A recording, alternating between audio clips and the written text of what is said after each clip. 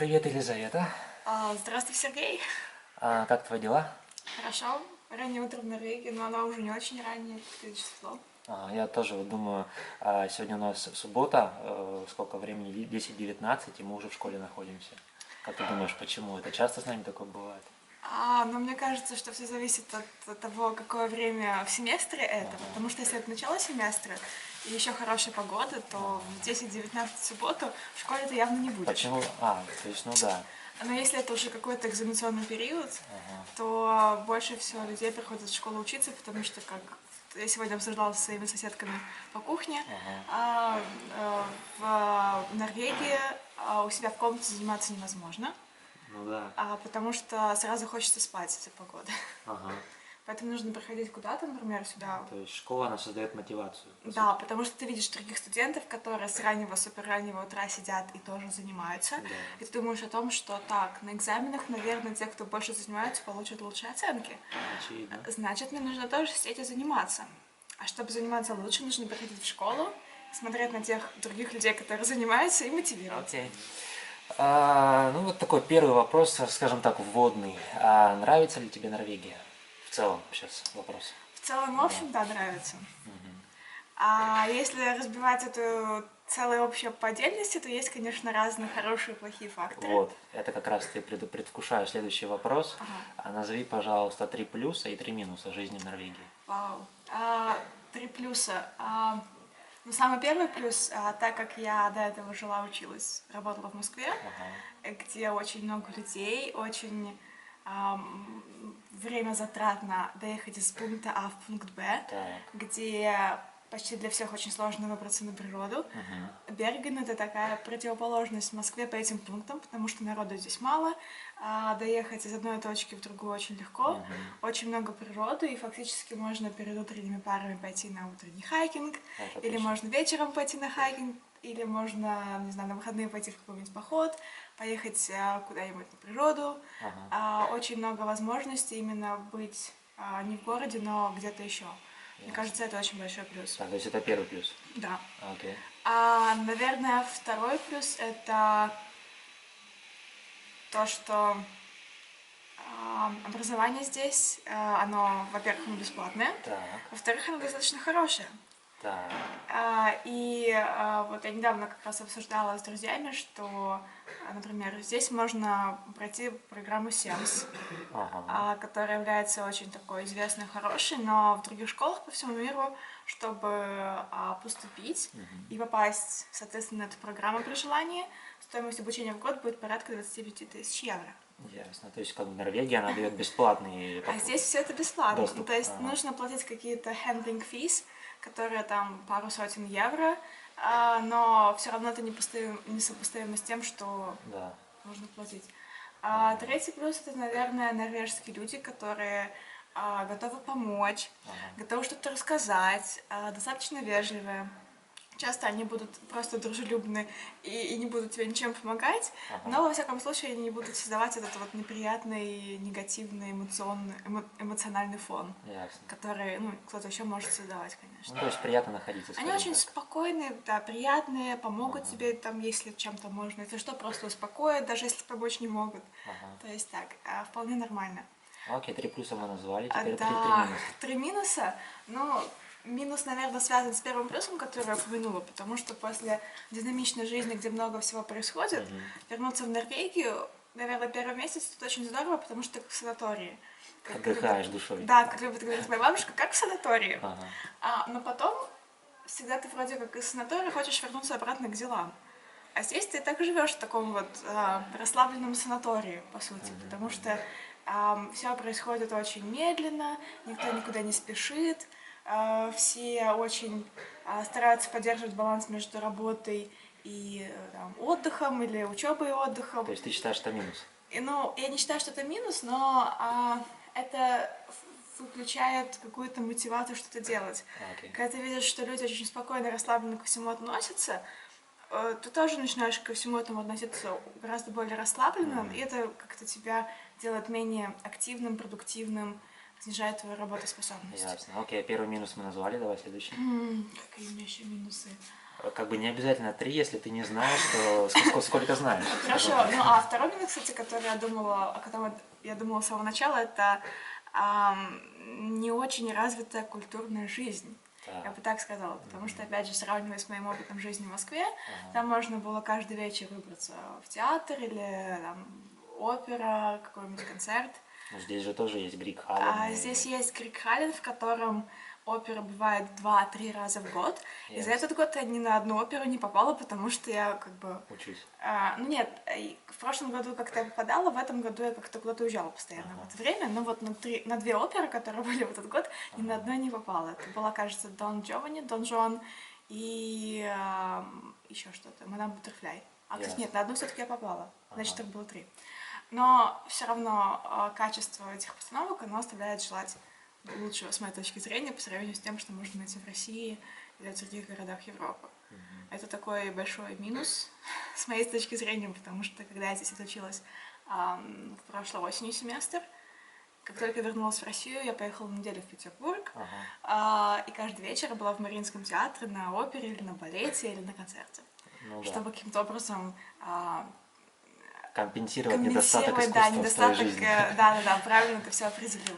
Есть музеи, но, как я уже сказала, они не особо впечатляют. Ясно. Окей, 2 минуса, еще 3-й год у нас. 3-й минус. Тот, который очень часто приводят все иностранные студенты, это цены, что жизнь в Норвегии, она дорогая, но тут смотря как ты будешь к этому подходить. Тут достаточно дорогой алкоголь, и, там, сигареты, все в этом роде. И многим это не нравится, но так как я эти продукты не употребляю, то по моему кошельку это не сильно. Перед тем, как ты приехала в Норвегию, ты еще находишься в России. Были ли у тебя мысли учиться в магистратуре в России, а не за границей? Хороший вопрос.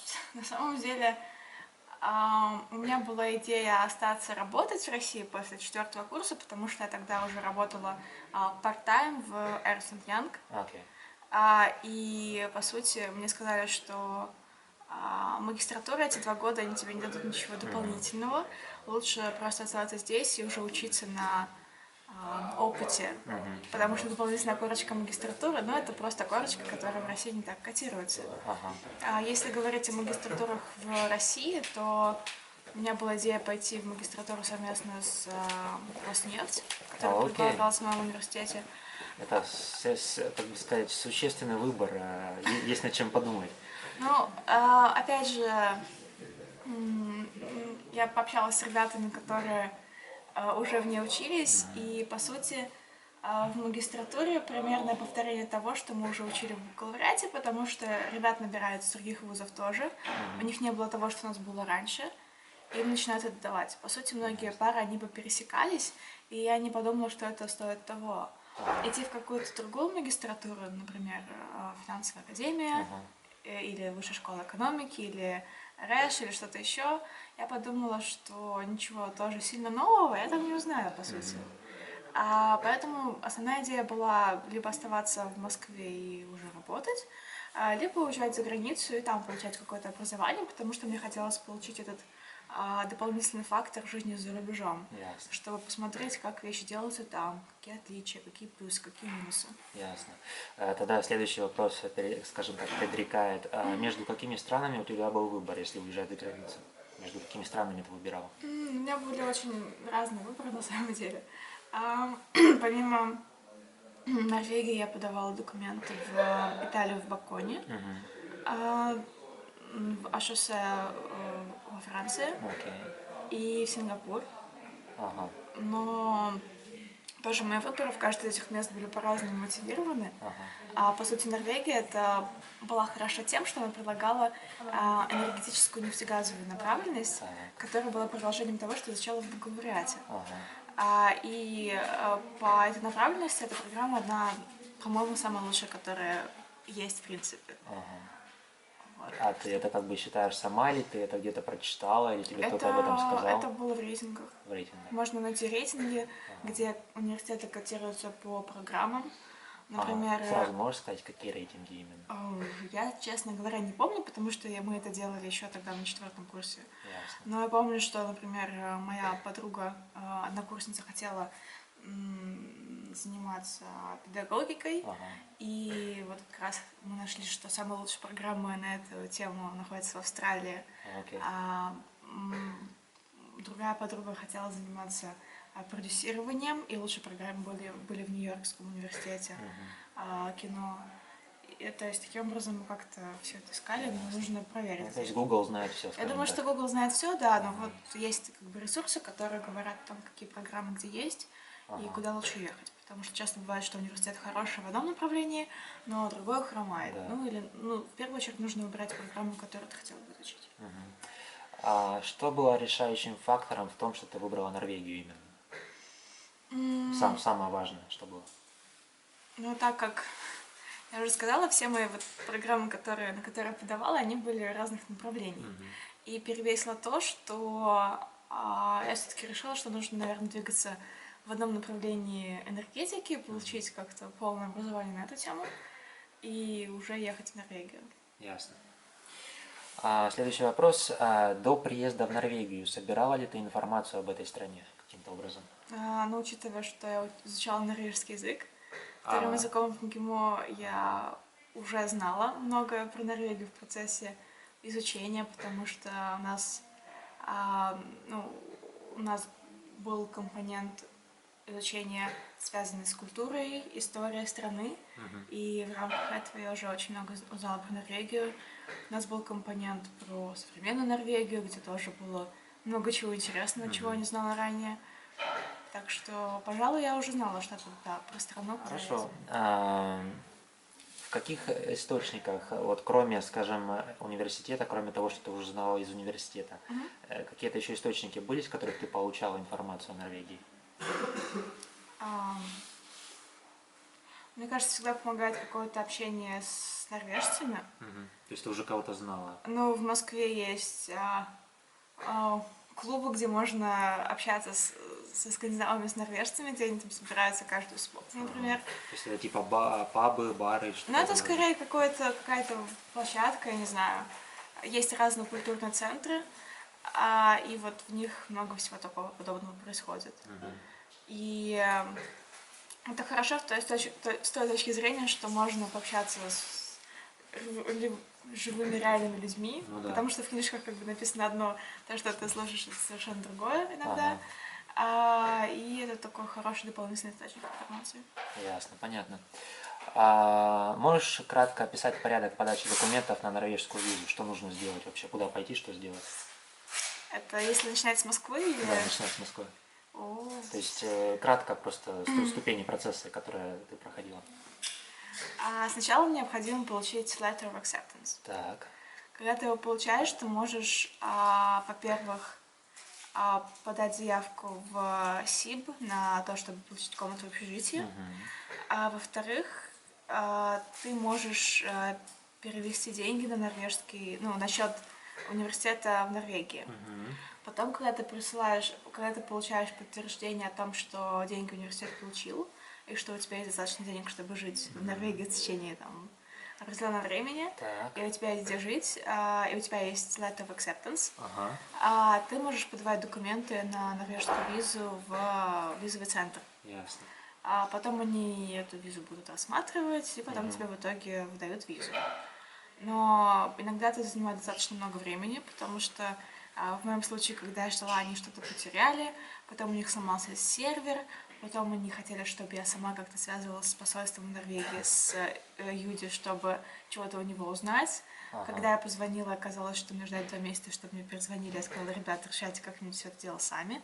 Я не могу ждать 2 месяца, но потом в итоге с большим опозданием мне выдали эту визу. То есть не без приключений, скажем так. Мне кажется, это зависит от того, как повезет, потому что нельзя сказать, что однозначно все будет плохо или хорошо, но лучше закладывать время и начинать все эти дела пораньше, чтобы точно успеть. А пораньше за сколько именно? Ну, как только получаешь letter of acceptance, уже начинаешь шевелиться. Ясно. Об основных сложностях ты уже сказала, скажем так, какие они у тебя были. А почему ты выбрала NHH в Норвегии? То есть есть, например, еще BI в Осло, есть университет Осло. Почему NHH? Опять же, из-за программы, потому что мне в первую очередь хотелось изучать то, что является направлением моей деятельности. И в этом смысле такая программа была только в NHH. Насколько я знаю, в BI есть программы, связанные с углублением в медицину, как управлять с медицинскими учреждениями. В университете Осло есть больше, например, технических специальностей, связанных с изменением климата и чем-то подобным. Но так как мне хотелось именно связь экономики и энергетики, то я шла за программой и пришла сюда. Ясно. А стоял ли у тебя выбор между городами Осло или Берген? Или такого выбора не было? Я думаю, что такого выбора не было, потому что я здесь была раньше, до того, как я, собственно, подавала документы и приехала учиться, и Берген мне в целом тоже понравился. Я слышала, что тут часто идут дожди, но я была морально к этому готова, я взяла правильную одежду для этого, чтобы не ограничивать себя в движении в рамках города. И, в принципе, такого выбора не было. Ясно. Конечно, Осло, возможно, подинамичнее, потому что это столица, но так как я рассматривала эту учебу в Норвегии как способ немного отдохнуть, успокоиться, посмотреть, насколько мне нравится более медленный образ жизни. Возвращаясь к нашим минусам и плюсам, да? Да, то, в принципе, я спокойно относилась к тому, что Ясно. будет спокойнее, чем где-либо еще. Такой, опять же, общий вопрос. В целом, не жалеешь, что поступила в NHH? В целом нет. Конечно, то, что я, наверное, рассчитывала на то, что я смогу использовать свой норвежский, и то, что я буду использовать образование в сфере нефтегаза и энергетики. Эти ожидания не оправдались в полной мере, потому что все говорят по-английски, и если ты говоришь по-норвежски, то, ну, вот, например, с этим человеком, как мы сейчас с тобой сидим, разговариваем, то так говорить нормально, я это могу сделать. Но если это какая-то студенческая вечеринка, где очень много людей, все везде очень громко, все кричат, галдят и так далее, и говорят очень неразборчиво, тогда мне сложно понять, о чем они говорят. Ну или даже если понимаю, о чем, вставить какие-то слова. То есть в плане того, что вот язык нужно ехать, это оправдалось не полностью. Ну и в связи с текущей ситуацией в мире нефтегаза и энергетики, полезность образования, она тоже под вопросом, но в том плане, что какие-то части этого уже не так полезны, но в целом энергетика все равно пригодится. По крайней мере, мы не инженеры в сфере нефтегаза, потому что там совсем... Да, я с тобой согласна, что это совсем было бы кирдык и крышка, но хорошо, что есть тут другие энергетические отрасли, стоящие около, как climate change или alternative energy sources или shipping, которые тоже есть куда выкрутиться, если что. То есть, что. да, если что, есть какие-то вот такие вот направления, лазейки. куда можно пойти, лазейки. В целом нормально, да. Ясно. Ну, я думаю, что в любом случае классно поехать, получить новый опыт, потому что участь в своей стране в магистратуре — это одно, потому что в целом ты чего-то новое учишь, но среда, в которой ты находишься, она та же самая. Но если ты едешь за рубеж, то это однозначно лучше. Это такой, скажем, челлендж, вызов. Да, то есть как move out of comfort zone, по сути. Окей. 3 плюса-минуса учебы в NHH, если можно кратко. Плюсы. Да. Сложно назвать плюсы и минусы. Мне кажется, что, в общем, что хорошо для студентов в том, что этот университет, он достаточно доступный, потому что образование бесплатное. Я знаю ребят, которые они поступали в Беркли и в London School of Economics, но они не могли оплатить учебу там, поэтому они бежали сюда. Поэтому из-за того, что тут бесплатное образование, вытекает второй плюс, что тут очень интересные ребята международные, которые, с ними здорово учиться. Ну и третий плюс, наверное, то, что преподаватели в целом хорошо подготовлены, готовы ответить на вопросы, помочь. Что касается минусов, наверное, это то, как здесь происходит сам процесс учебы. В том плане, что очень мало обсуждений, очень мало какой-то совместной семинарской работы. Нет такого, что ты знаешь людей, с которыми ты учишься. Скорее, тут все рассчитано на общение с ноутбуком. Ясно. У нас такой один большой минус. Потом нет каких-то программ с университетом, от университета по поводу нахождения стажировки или нахождения работы, или каких-то совместных программ с компаниями. Есть guest lectures, но по сути они ничем тебе не помогают. Ну, скажем так, общая информация. Ну, то есть общая информация, да, но это все. Ну, мне кажется, что университету стоило бы налаживать больше связи с компаниями. Ясно. Ну, 2 минуса ты назвала, а третий будет? Не обязательно, если не знаешь, то не обязательно. Ну, тоже, наверное, система оценивания, как ты получаешь оценки, что A это только если super good to beyond expectations. Ну, это очень субъективный параметр, поэтому иногда сложно понять, почему ты получаешь ту или иную оценку. Ясно. А сколько часов в неделю у тебя уходит на учебу в среднем? Ну, это сложный вопрос, я не считала. Ну, примерно. Но, по сути, плюс NHH, которая, наверное, мне повезло в том, что ты можешь сам решать, как и сколько тебе учиться. То есть ты можешь посреди семестра поехать путешествовать на неделю или две, а потом приехать и наверстывать упущенное. И ты можешь учиться столько часов, сколько тебе хочется, правда. Ясно. Расскажи об учебном процессе, твоем учебном процессе. Из каких стадий он состоит? То есть сидение на лекциях, учеба самостоятельно, учеба в группе. То есть какие стадии есть в твоем учебном процессе?